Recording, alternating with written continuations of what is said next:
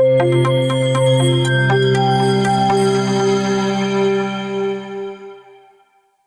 guys and welcome to an all new video.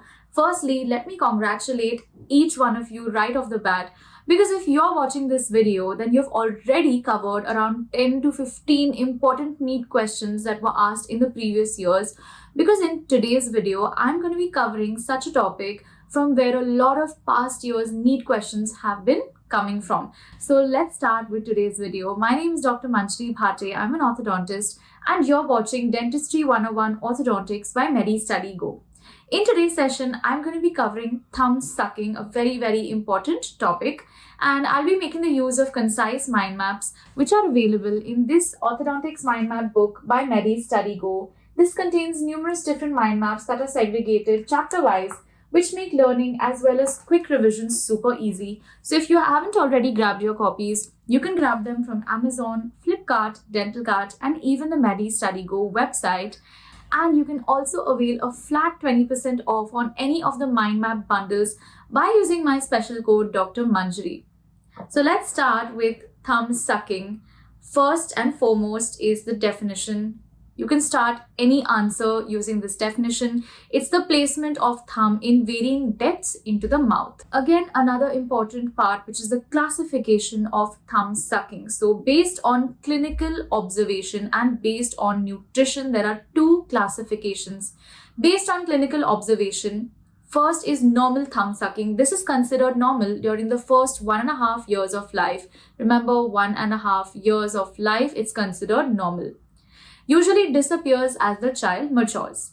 Next is abnormal thumb sucking, when it persists beyond the preschool period, and this may cause deleterious effects on the dentofacial structures if not controlled and treated. The next is the psychological type of thumb sucking. So there's an emotional factor that's involved associated with neglect and loneliness. Very often when a child is facing stressful conditions, he might resort to thumb sucking. Next is habitual. This does not have any emotional or psychological bearing, but the child still performs this action out of habit. The next classification is based on nutrition. There are two types, a nutritive sucking and a non-nutritive sucking. Nutritive habits or nutritive sucking habits are those that fulfill a particular function like breastfeeding and bottle feeding. So they are fulfilling the feeding function. The second type is the non-nutritive sucking, like thumb sucking and pacifier sucking. Now let's go to another important classification. This is the classification by Sutley in 1973. He's classified thumb sucking into 4 important types: type A, B, C, as well as D. Type A is the most common and it's seen in around 50% of children, where the whole digit is placed into the mouth. The pad of the thumb presses over the palate. So this is the pad of the thumb and this presses over the palate. The maxillary and the mandibular oral contact is present. Second type is the type B, wherein 13 to 24% of children perform this type B. The thumb is placed into the oral cavity and maxillary and mandibular contact is maintained. So type A is where the entire thumb is placed into the mouth. In type B, it's not necessary that the entire thumb is placed in the mouth and maxillary and mandibular contact is maintained. Type C, 18% of children, thumb is placed into the mouth just beyond the first joint and it contacts the hard palate and maxillary incisors. So it's not contacting on the mandibular incisors. The contact is seen in the hard palate and the maxillary incisors. So this is how type C looks like. Here the thumb is placed just beyond the first joint and there is a contact only with the maxillary teeth and the palate. Type D seen only in 6% of children and only a little portion of the thumb is placed into the mouth. So this is type D, where only a small portion is placed into the mouth. Now let's move on to some very important NEET related concepts, because these are quite often asked in the NEET examinations: theories and concepts of thumb sucking. First is a Freudian theory by Sigmund Freud in 1919. So this is also called as the psychoanalytical theory. So the original response arises from an inherent psychosexual activity where digit sucking is considered as a pleasurable erotic stimulation to the lips and the mouth. Infants associate sucking process with a pleasurable feelings like hunger, satiety, and being held. So these events will be replaced later by sucking on that object, and that object more often becomes the finger or the thumb. Now we move on to the next theory, which is the oral drive theory by Sears and Wise in 1982. The strength of the oral drive related to the duration of feeding by sucking. Prolonged nursing can cause thumb sucking. So this theory also agrees with the Freudian theory where sucking increases the erotogenesis of the mouth. Next is the rooting reflex by Benjamin, again very important. The movement of the infant's head and the tongue towards an object touching the cheek, that is the rooting reflex. So thumb sucking arises from this rooting and placing reflex, which is common during the first 3 months of life. So the rooting reflex is common in the first 3 months, and this reflex is responsible for thumb sucking. Next is the sucking reflex by Ergel in 1962.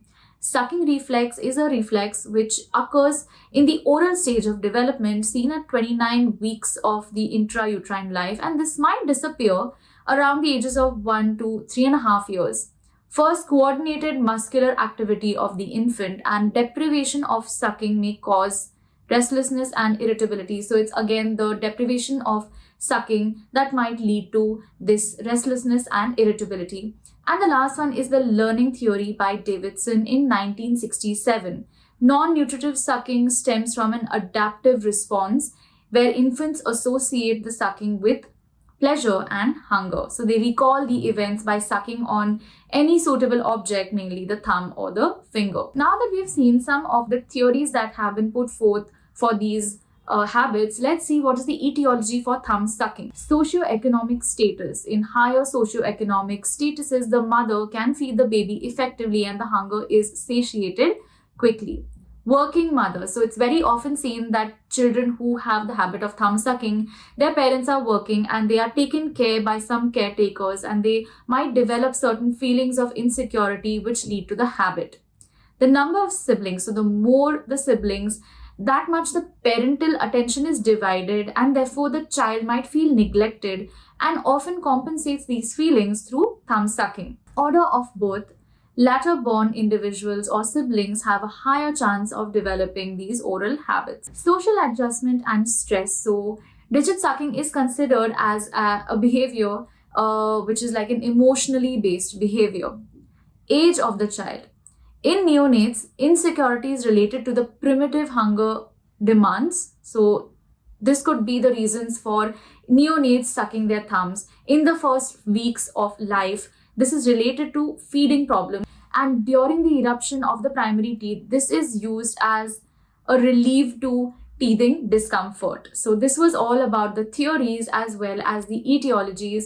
Now let's move on to one of the most important, which is the clinical features associated with thumb sucking. So this tells us about all of the malocclusions and the intraoral deleterious effects of thumb sucking, starting with the effects of the maxilla, probably the most important that you'll be seeing. Proclination of incisors and increase in the maxillary arch. So there is a lot of proclination that is seen in the incisor region because of the constant pressure of the thumb. The arch length also becomes quite long. Anterior placement of the apical base and an increase in the SNA as well as an increase in the clinical crown length.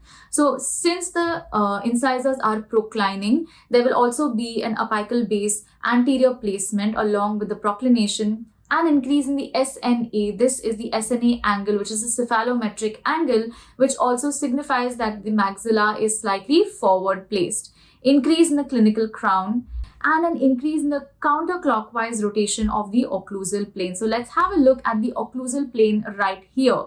You can see that there's proclination of incisors right about this place, and the occlusal plane, if you trace from here, it's going slightly upwards like this following the incisal edges. So this is seen as a counterclockwise rotation. In an ideal occlusal plane, it should be flat, but in this plane it's going upwards, which is a counterclockwise change of the occlusal plane in the maxilla.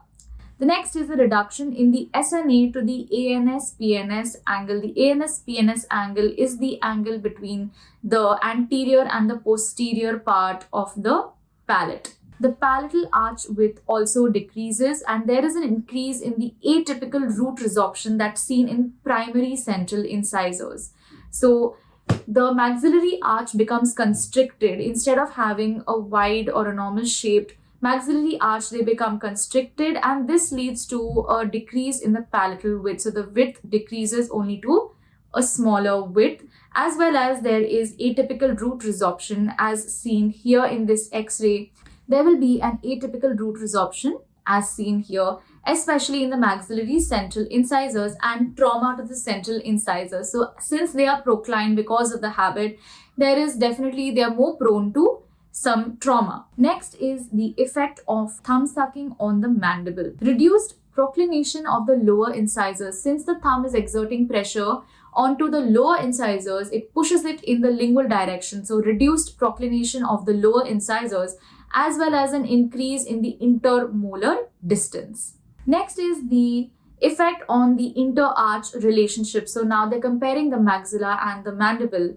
Decrease in the maxillary and mandibular incisal angle. So let's have a look at this picture right here. This is the upper long axis and this is the lower incisor long axis. So if the teeth are proclining, the long axis becomes more acute. So this angle becomes more acute, whereas originally the angle would have been slightly more obtuse like this. So there is definitely a reduction in the maxillary and mandibular incisal angle as the proclination increases. Increase in overjet, decrease in overbite, increase in the posterior crossbite, and increase in the unilateral and bilateral class 2 occlusion. So they're saying that a class 2 occlusion happens because of a mesial shift of the upper dentition, as well as there's an incidence of posterior crossbite, again because the arch width reduces as compared to the lower arch width, and therefore crossbites can be more common. Placement of the lip as well as the function. So there's increase in lip incompetency and increase in the lower lip function under the maxillary incisors, which can lead to a lip trap. So a lip trap is basically seen when the upper incisors are so proclined that the lower lip rests behind it. So it becomes trapped behind the upper incisors, and that is what leads to a lip trap, as well as lip incompetency. So normal lips, the muscles of the lips should be, normal function, and they should be able to close without any stress on the muscle. However, when there's lip incompetency, the upper and the lower lips are not able to close in a normal way, and the muscles are under a stress in order to close. That is lip incompetency. Next are the effects on the tongue placement and function. Increase in the tongue thrust, increase in the lip to tongue resting position, and increase in the lower tongue position. So the tongue also occupies a lower position, and increased incidence of tongue thrust can also be seen in association with thumb sucking. So two habits can coexist because of this. The other effects are a risk to psychological health, increase in the risk of poisoning, because if the child is continuously sucking on the thumb, it could be, a mode of transmission of certain viruses, bacteria, and diseases, as well as increased risk of poisoning.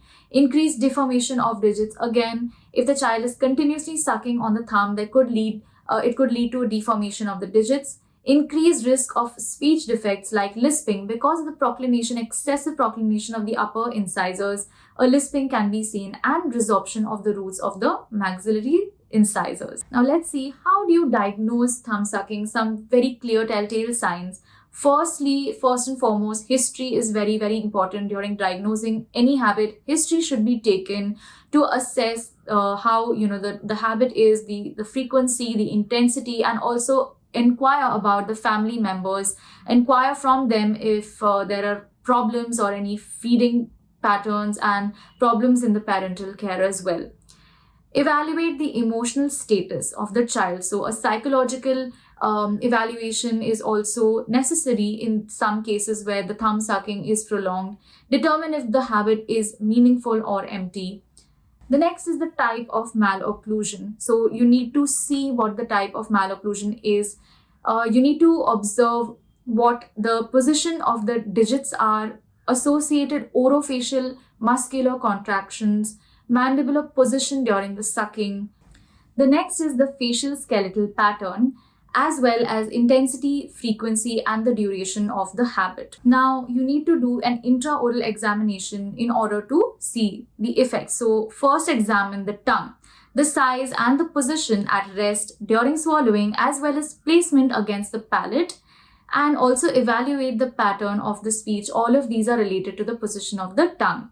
In the dentoalveolar structures, observe for flared and proclined maxillary anteriors with a diastema.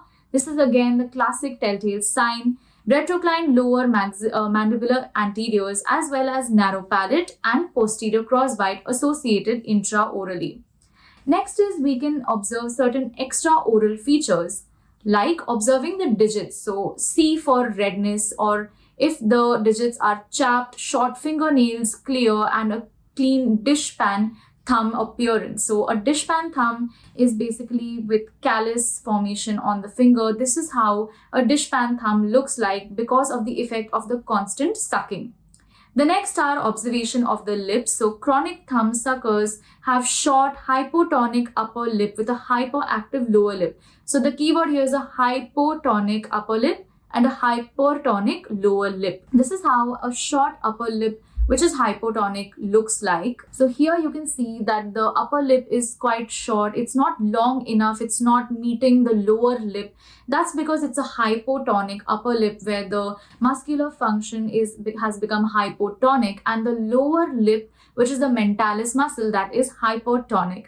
This leads to proclination of the upper anterior teeth. Next is the facial form. So mandibular retrusion and maxillary protrusion. So the pattern of the facial form is a maxillary protrusion and a mandibular retrusion. A high mandibular plane angle. So a very, very high mandibular plane angle can be seen. You can observe clinically as well as on the cephalogram where the mandibular plane angle will be high. This is the angle of the mandible which is high. The convex profile is also seen. So a normal convex profile will be something like this where the mandible is retrognathic, the maxilla is prognathic.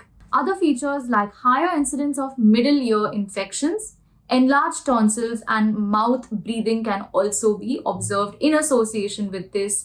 And during swallowing, observe for a facial grimace. A grimace is something like this, an expression of stress, and excessive mentalis contraction. This is again the appearance of hypertonic lower lip muscle.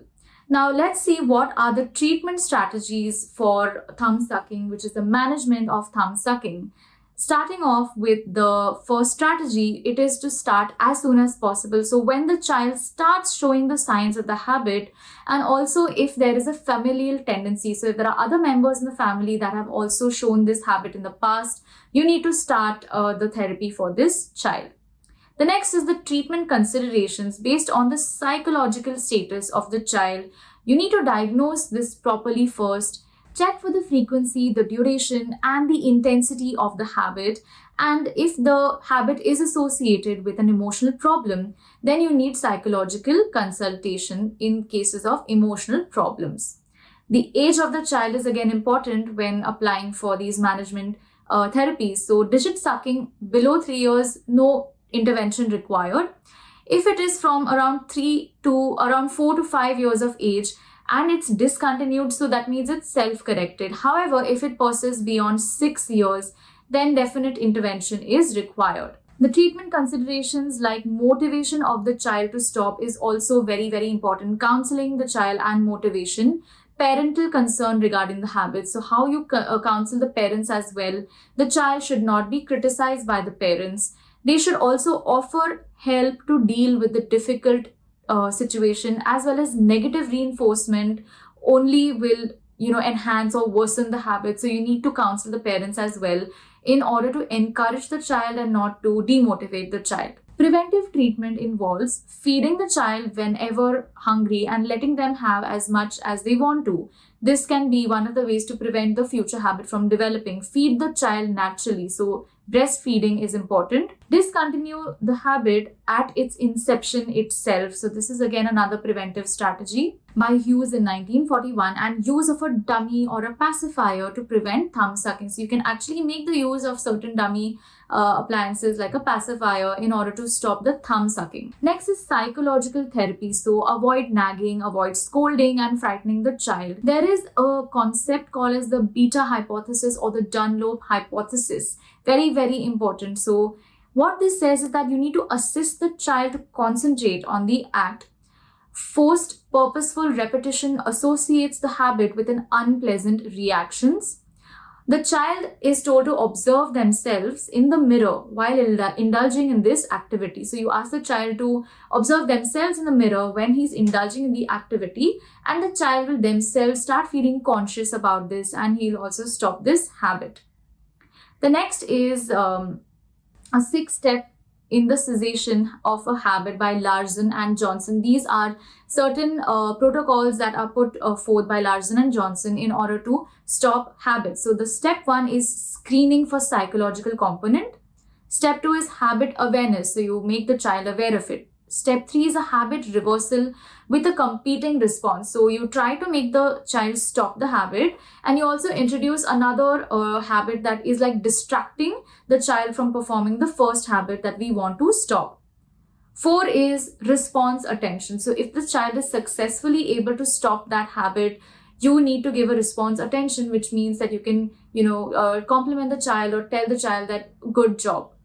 Step 5 is escalated DRO, which is differential reinforcement of other behaviors. And step 6 is escalated DRO with reprimand. So if the child is, continuing to perform this habit, then you can use certain reprimands like holding the child, establishing eye contact, or firmly, talking to the child. So if the child is still not stopping, you can also, use eye contact or a subtle reminder in order to remind the child that he should not be performing that habit, and that is the reprimand.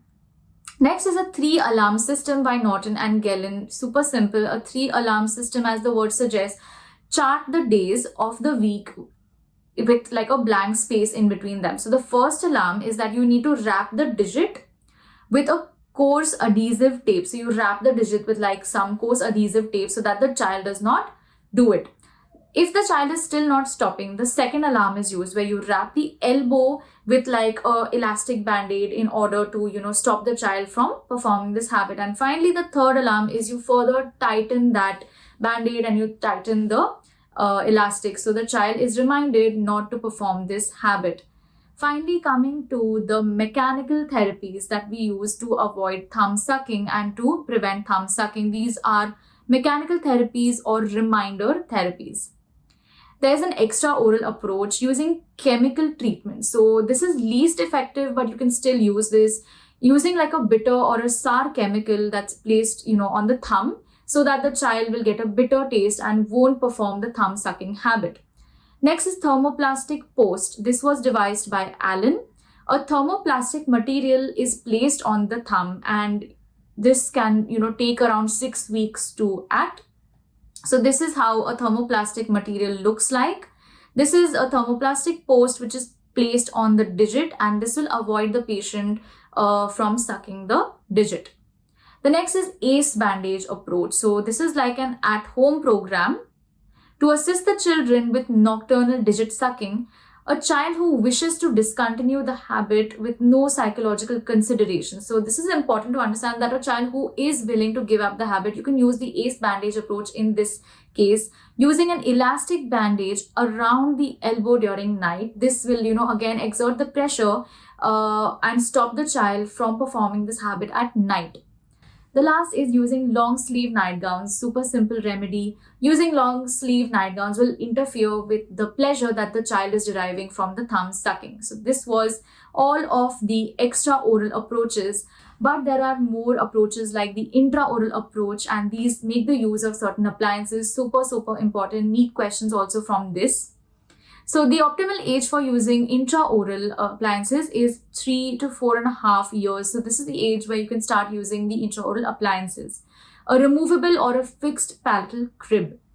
This breaks the suction force of the digit on the anterior segment, and it reminds the patient of the habit, also makes it non-pleasurable. So a palatal crib looks something like this in the palatal region just behind the central incisors where the patient is placing the thumb. So the patient is not able to place it properly like before, and this makes the habit less pleasurable.